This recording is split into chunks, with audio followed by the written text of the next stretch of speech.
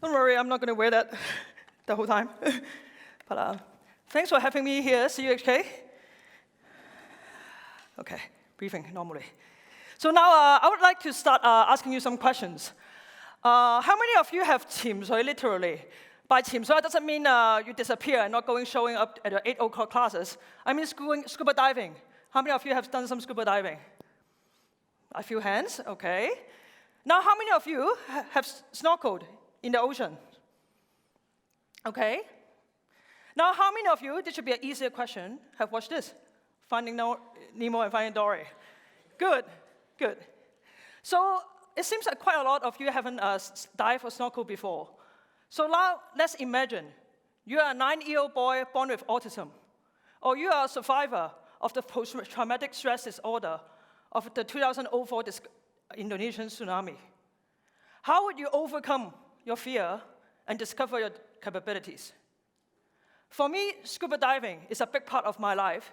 It helped me to discover who I am. For me, the ocean is much more than finding Nemo, but a discovery of who I am.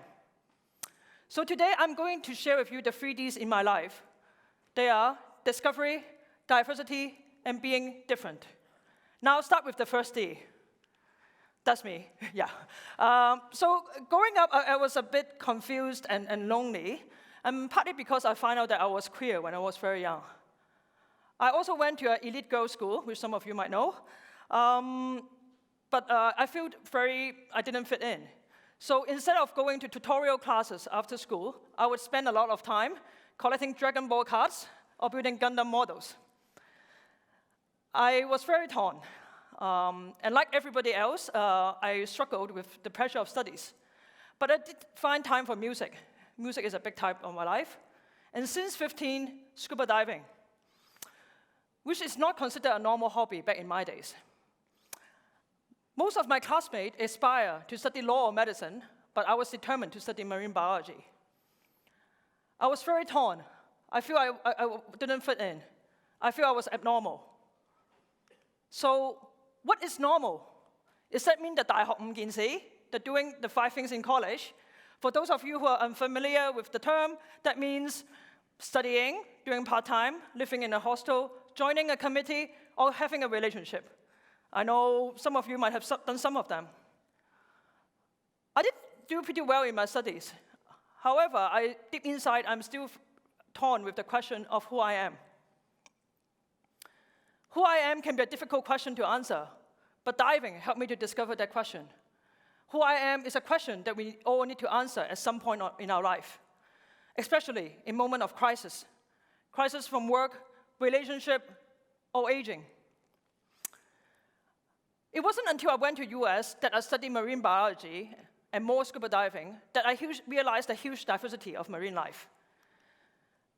Fish can be hermaphrodites, corals can have mass orgies, and they can reproduce asexually, or they can hybridize and mate. This is my porn. That's what I watched when I was in college. I was so absorbed that while most of my college friends, when they were drunk, they would tell sex jokes, I would often tell sex jokes on corals. Yeah, it's pretty nerdy, I know, but I have a lot of drunken coral jokes, so you can get me drunk and we'll talk about that. Yeah, but seriously, the huge diversity of marine life made me realize that there's no need to conform. We are all unique. And similarly, the diversity in humankind contributes to a viable, healthy ecosystem. The second and third D of my lives are not limited to my study. I was a resident advisor in the international student dorm there. It kind of looked like a gap picture, right? So I have friends from every part of the world, from Uganda, Afghanistan, Singapore, Romania, Italy, everywhere you name it. I learned a lot of different tricks. I learned about cooking hummus, drinking tequila, and all sorts of fun things. At 9 a.m. on September 11, 2001, I was in the middle of my freshman physics class.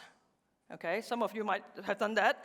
I was calculating trajectories of aeroplanes. The world came into stop when 2 planes hit the World Trade Center in New York City. I was terrified. I thought my mom is in the basement of that building because that's where her company's headquarters is. I immediately call her, and to my relief, she is not in that building. 3 of her colleagues, though, did die in the deadly terrorist attack.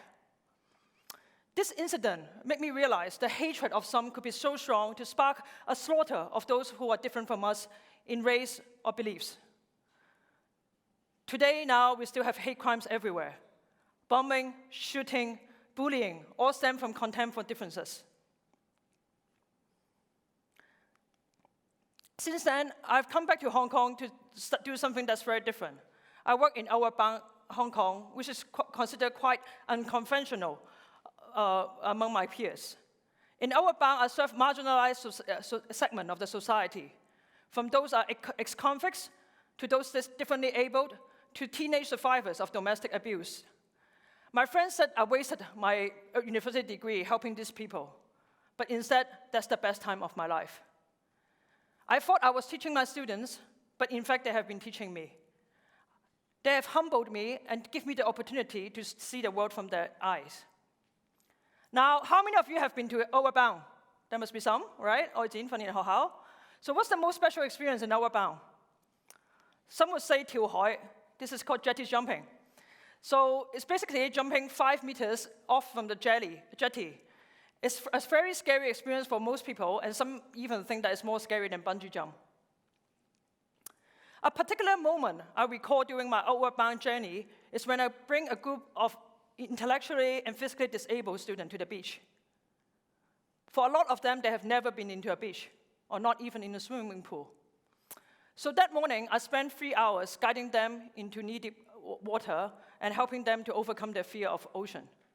For them, this is their jetty jump. Since then, I have built my career in helping those who are considered different or outliers in the society. I hope one day that being different will no longer cost your life or breed hatred, but a quality that we celebrated. Though never a full-time diving instructor, diving continues to bring me to people who I would have never met otherwise. And I fell in love with one of them. Long story short, 3 years ago, I was deeply in love with a straight scuba diving student. Her homophobic parents asked her to stop seeing me. I was devastated. I locked myself in my room and cried for hours and hours, weeks and weeks. So what's being gay like? Now, how many of you are here are alien? Yeah? And for those who are not familiar with that term, that means have never dated. Anybody? Yeah? No? Okay. I mean, this should be an easier question. How many of you have dated the opposite sex? Come on, there must be some, right? Okay. I hope some of you are heterosexual here. Okay. How many of you have more than 5 gay friends? Good, good. Diverse society. How many of you are here can tell me that you are openly gay? Good, thank you.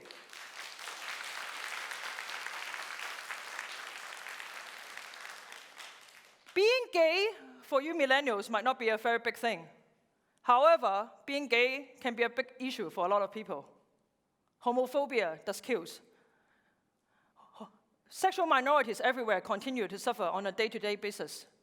Similarly, those of different race, religion can also suffer in many, many ways. After the painful breakup, I decided to use my knowledge in the community to curate the first LGBT tour in Asia. You may say, hey, this is just another tour going to gay sauna and gay bar. What's so special about it? But for many people, it means many things to them. I've had straight couples come to me and they said they've never been to a gay bar and want to learn more about the community. I have tourists who want to learn more about the scene. I have a 16-year-old high school student who said she doesn't receive enough sex education in schools, or educators or professors who want to learn more about the community to know how to help their queer students. For them, the tour is a way for them to venture into queer culture. And for them, they might want to think about whether they are really gay or whether they should come out to their family or friends. Being gay is a core identity to a lot of queer people, and not being able to express themselves for who they are can be claustrophobic or very painful. Since then, I have done a lot of school talks and advocacy in educating people about gender diversity and sexual orientation.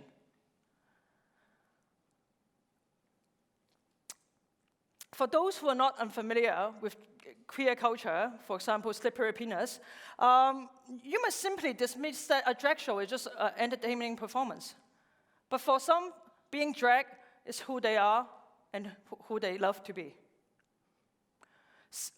A culture celebrating diversity and respect is not built in one day. It's built on an accurate understanding of those who are different from us. My work is to build on that knowledge, bit by bit, day by day. Being different is a very scary thing, be it your race, your sexual orientation, or your political inclination. It can bring you many challenges, especially in Hong Kong. So what I have done with the 3Ds in my life, diversity, discovery, and being disabled. Last year, I quitted a stable and quite high-paying job as a community outreach director in a youth work. I started my own social enterprise called Encompass, which encompassed the 3Ds. It's a deep dive into the unknown, but I've decided to do it nevertheless. So what exactly is Encompass? My social enterprise focuses on the United Nations Sustainable Development Goals. These are 17 goals that help us to build a more inclusive and sustainable society. Sustainability does not only mean environmental conservation, using less plastic bottle, or driving the newest Tesla. It also means building a socially inclusive and just society. My work in Encompass, the name Encompass, is trying to encompass the diversity of humankind and nature. I hope to raise awareness in sustainability through changing habits, values, and mindsets.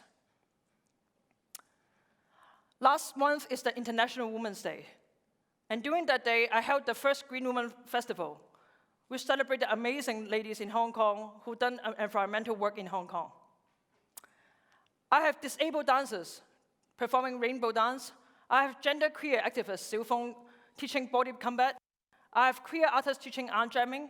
I have more migrant workers from Philippines who volunteered their precious time off to help us to run the festival. Each of them are unique. Each of them is just like the marine life, and they help to bring a more sustainable society. There's no need to put them into boxes, to think that they should be normal, like the rest of us. Instead of the traditional NGO approach of serving a particular minority, for example, doing education for ethnic minority, I've used Encompass Hong Kong to raise sustainability through an unconventional approach. For example, I would talk about responsible consumption and fair trade over drinking beer.